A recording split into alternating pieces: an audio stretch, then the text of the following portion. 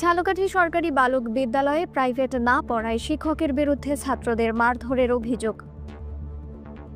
ঝালকাঠি সরকারি বালক বিদ্যালয়ের সিনিয়র শিক্ষক বাবুল আক্তারের বিরুদ্ধে প্রাইভেট না পড়ায় অষ্টম শ্রেণীর একাধিক শিক্ষার্থীকে মারধরের অভিযোগ উঠেছে। এ ঘটনায় ক্ষুব্ধ শিক্ষার্থীরা প্রধান শিক্ষকের কাছে লিখিত অভিযোগ দিয়েছে এবং অভিযুক্ত শিক্ষকের পদত্যাগ অথবা শিফট পরিবর্তনের দাবি জানিয়েছে। অভিযোগে বলা হয়েছে, প্রভাতী শাখার সিনিয়র শিক্ষক বাবুল আক্তার তার কাছে প্রাইভেট না পড়লে পরীক্ষায় খারাপ ফলাফলের হুমকি দেন।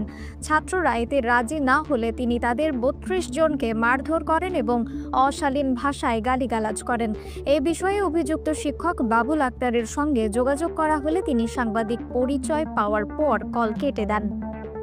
বিদ্যালয়ের প্রধান শিক্ষক ইব্রাহিম খলিল জানান, আমার কাছে যে অভিযোগ এসেছে তাতে কারো নাম উল্লেখ নেই, তবে আমি বিষয়টি শুনেছি এবং অভিভাবকদের লিখিত অভিযোগ দিতে বলেছি।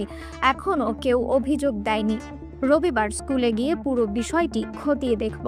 অভিভাবক ও শিক্ষার্থীরা দ্রুত এই ঘটনার তদন্ত ও প্রয়োজনীয় ব্যবস্থা গ্রহণের দাবি জানিয়েছেন।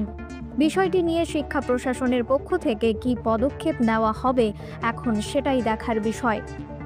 নিউজ ডেস্ক, রিফাত আরা ইসলাম, সার্চ বিডি নিউজ।